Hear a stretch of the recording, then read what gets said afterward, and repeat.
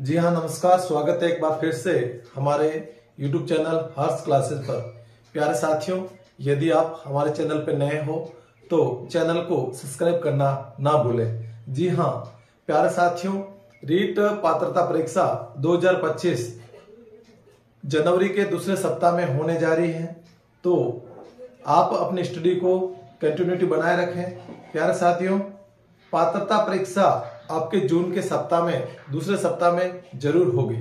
तो प्यारे साथियों, आज हम साइकोलॉजी का एक पार्ट लेकर आए, मनोविज्ञान का एक पार्ट लेकर आए हैं आपके समक्ष, जिसमें विकास की अवस्थाओं पर महत्वपूर्ण जो कथन है वो आपके समक्ष रखेंगे कि जो मनोविज्ञान है और उसके अंतर्गत कुल बालक के जो विकास की जो अवस्था कुल कितने प्रकार की होती है, उन अवस्थाओं को लेकर हम उसके संबंधित बहुत ही महत्वपूर्ण कथन आपके समक्ष लेकर आए हैं। जी हाँ प्यारे साथियों, विकास की अवस्था में बालक का जो विकास है, बालक जन्म से लेकर मृत्यु तक उनकी अवस्था कितने भागों में बांटी गई है, उन सबको विस्तारित रूप से बहुत ही महत्वपूर्ण उनकी डेफिनेशन के साथ लेकर आए हैं। जी हाँ साथियों, इसमें बहुत से अलग अलग मनोवैज्ञानिक जो आपकी रीट पात्रता परीक्षा के लिए महत्वपूर्ण है, उनको हम आपके समक्ष रखेंगे। जी हाँ साथियों, तो देखते हैं बाल विकासिक दृष्टि में शिशुअवस्था। प्यारे साथियों, शिशुअवस्था से संबंध है कि जन्म से 5 वर्ष, शिशुअवस्था ने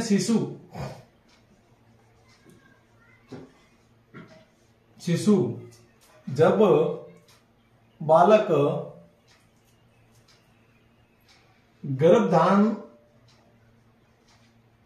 गर्भधारण से जन्म तक और जन्म के बाद की जो अवस्था, जो 0 वर्ष से लेकर 5 वर्ष तक की जो अवस्था प्यारे साथियों, वह शिशुअवस्था कहलाती है। यानी जिसे हम शिशु कहते हैं, जन्म के समय बालक होता है उसे हम शिशु के नाम से जानते हैं प्यारे साथियों। तो इन अवस्थाओं को हम शिशुअवस्था, जब 0 से 5 वर्ष का होगा तो उसे हम शिशुअवस्था के नाम से जानेंगे। वो अवस्था प्यारे साथियों शिशुअवस्था कहलाएगी। उसके बाद 6 से 12 वर्ष का होगा तो शिशु के बाद वह बालक हो जाता है प्यारे साथियों, तो बाल्यावस्था कहलाएगी। और उसके बाद 13 से 18 साल तक प्यारे साथियों वह किशोर अवस्था की ओर चला जाता है, तो उन्हें हम किशोर अवस्था या प्रौढ़ावस्था के नाम से भी प्यारे साथियों जानते हैं। जी हाँ साथियों, तो चलते हैं शिशुअवस्था में। शिशुअवस्था के बारे में सबसे पहले डेफिनेशन हम देखेंगे जॉन लॉक की। जॉन लॉक हैं, उन्होंने शिशुअवस्था के बारे में क्या डेफिनेशन बताई है प्यारे साथियों। इन्होंने परिभाषा दी है शिशुअवस्था के बारे में कि शिशु का मस्तिष्क कोरिस्लेट होता है, जिस पर व्यक्ति अपने अनुभव के आधार पर लिखता है। यानी शिशु का जो मस्तिष्क है, जब शिशु जन्म लेता है उस समय उसका मस्तिष्क है कोरिस्लेट के समान होता है। प्यारे साथी, जो छोटा बच्चा होता है जो विद्यालय में प्रवेश करता है, उस समय वह जिस प्रकार से स्लेट लेके जाता है, खाली स्लेट लेके जाता है और शिक्षक उस पर अक्षर उसे लिख के देता है और बालक शिशु उन्हें उस अक्षर को जैसा शिक्षक लिख के देता है वैसा का वैसा उस पर उकेरता है। ठीक है, तो इसी अवस्था में वह एक पूरी स्लेट होता है, उसका मस्तिष्क बिल्कुल खाली होता है। यानी शिशु का मस्तिष्क बिल्कुल खाली होता है, जिस पर व्यक्ति अपने अनुभव के आधार पर लिखता है, खुद के अनुभव होता है, सीखता है और सीखने के बाद प्यारे साथियों वह लिखता है उस पर। इसलिए इन्हें अनुभववाद का जनक भी कहा जाता है। जॉन लॉक बहुत ही मस्त परिभाषा है प्यारे साथियों शिशुअवस्था से संबंधित, कि इन्हें अनुभववाद का जनक भी कहा जाता है। क्यों कहा जाता है? क्योंकि इसने मस्तिष्क, शिशु का जो मस्तिष्क है प्यारे साथियों कोरिस्लेट होता है और जिस पर व्यक्ति अपने अनुभव के आधार पर लिखता है, ऐसा उन्होंने बताया था। और दूसरी परिभाषा प्यारे साथियों वैलेंटाइन के अनुसार कि शिशुअवस्था सीखने का आदर्श काल है। सीखने का सबसे आदर्श काल है प्यारे साथियों, वह अवस्था है वो शिशुअवस्था कहलाती है। यानी इस अवस्था के अंतर्गत बालक सबसे ज्यादा सीखता है। ऐसा किसने बताया था? वैलेंटाइन ने। तो ये वैलेंटाइन ने बताया था। तीसरा है क्रो एंड क्रो। 20वीं शताब्दी बालकों की शताब्दी है, ऐसा प्यारे साथियों क्रो एंड क्रो ने बताया था। क्रो एंड क्रो ने बताया था कि जो 20वीं शताब्दी है वो बालकों की शताब्दी है।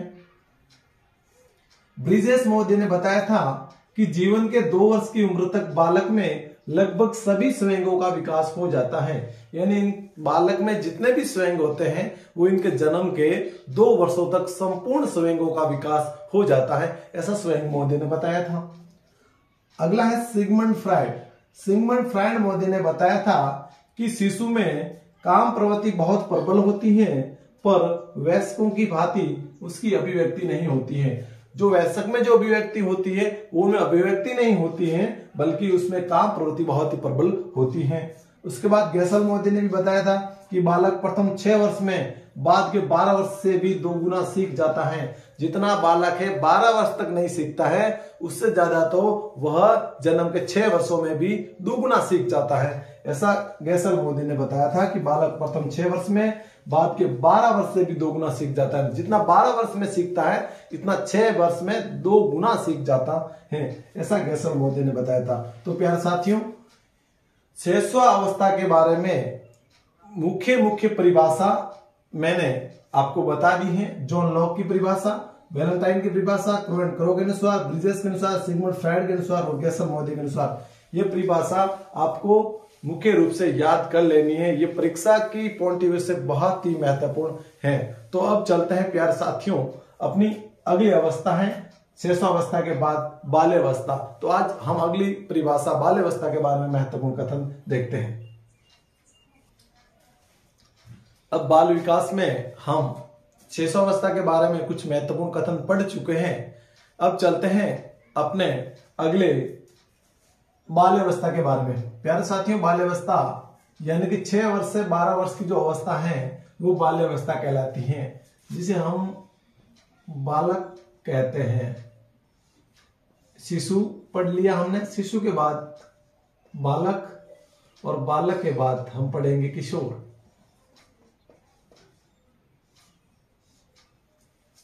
यह इन अवस्थाओं के संदर्भ में मनोवैज्ञानिकों के कथन है। जी हाँ, बहुत ही महत्वपूर्ण मनोवैज्ञानिकों के कथन है, जिसमें कोले ब्रूस महोदय ने कहा कि बाल्यावस्था को जीवन का अनोखा काल कहा जाता है। जीवन का अनोखा काल कहा जाता है, ये कोले ब्रूस महोदय ने कहा था। किसको? प्यारे साथियों, बाल्यावस्था को कहा था। क्या कहा था? जीवन का सबसे अनोखा काल। यह सब अपने वास्ते ये रीट पात्रता परीक्षा के लिए बहुत ही मोस्ट इंपोर्टेंट है। इन प्रश्नों ने थे बहुत ही ध्यान लगाने, दिमाग में फीट करना है और याद भी रखना है। वो थार वास्ते बहुत ही महत्वपूर्ण है। मैं लेन आयो हूं रीट पात्रता परीक्षा वास्ते बहुत ही सटीक कथन इन अवस्थाओं के संदर्भ में 1-2 प्रश्न आवे तो थारे इस सीजन बहुत फोकस करना और वीडियो पूरा जरूर देखना है।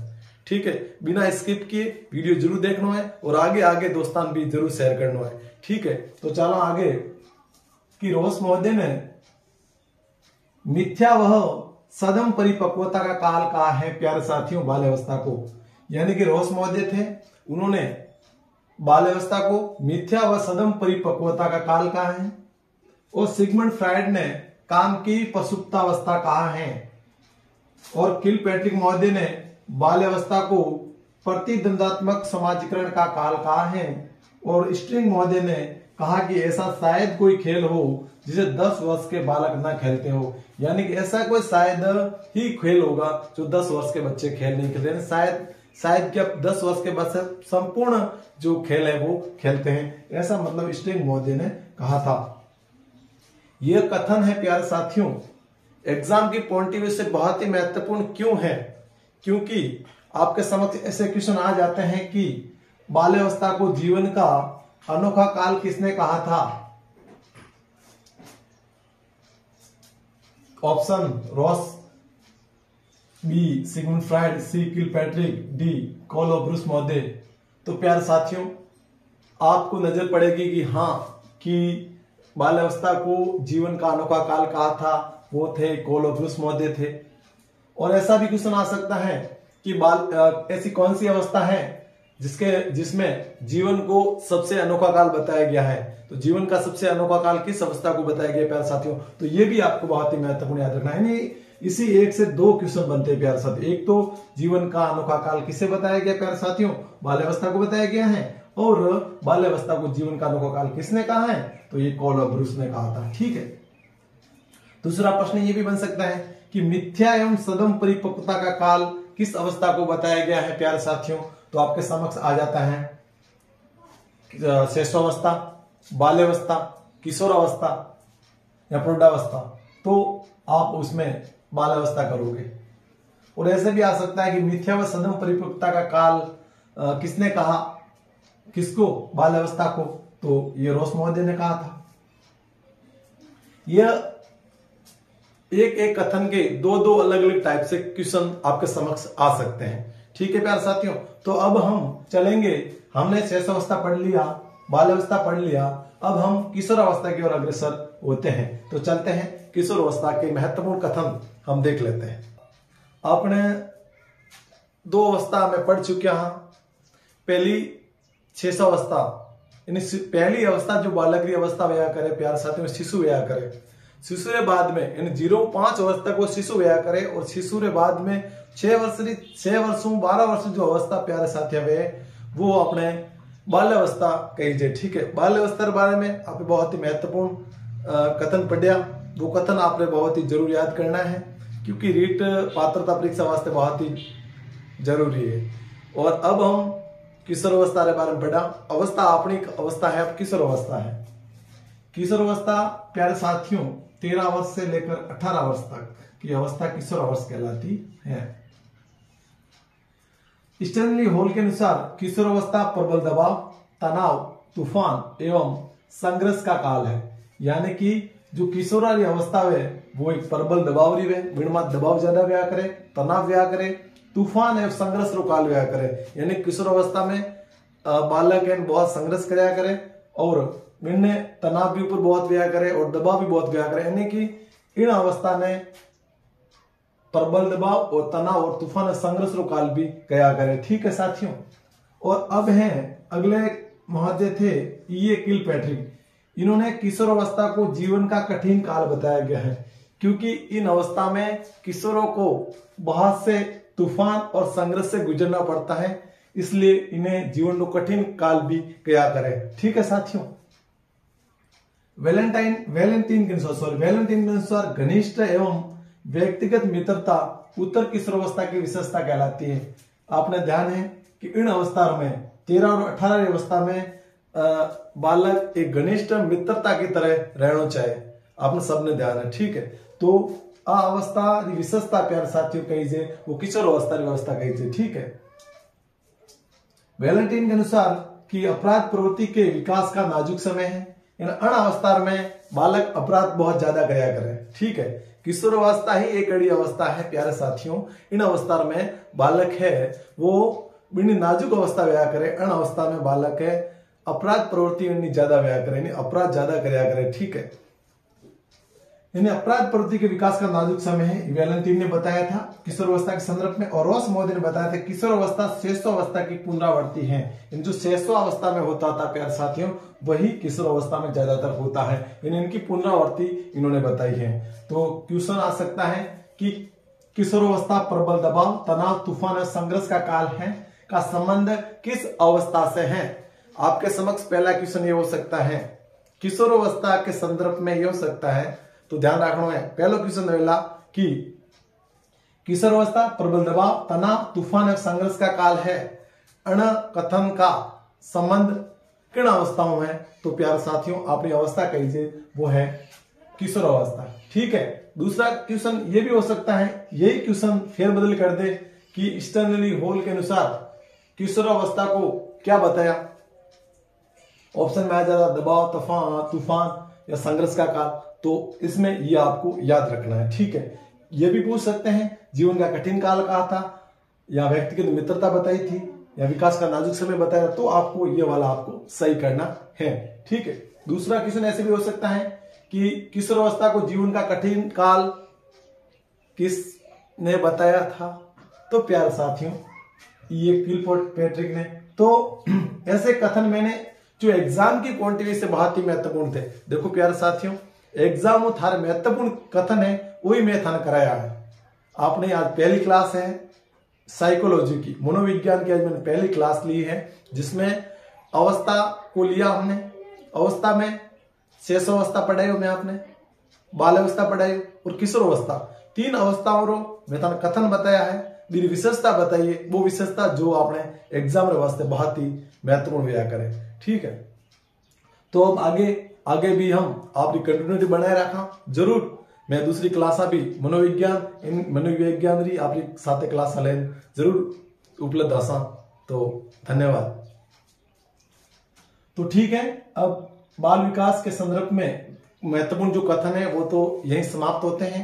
अब कल और अगली क्लास के साथ आपके समक्ष हाजिर होंगे, और यदि हमारे चैनल पे नए हो तो चैनल को सब्सक्राइब करना ना भूलें। शुक्रिया।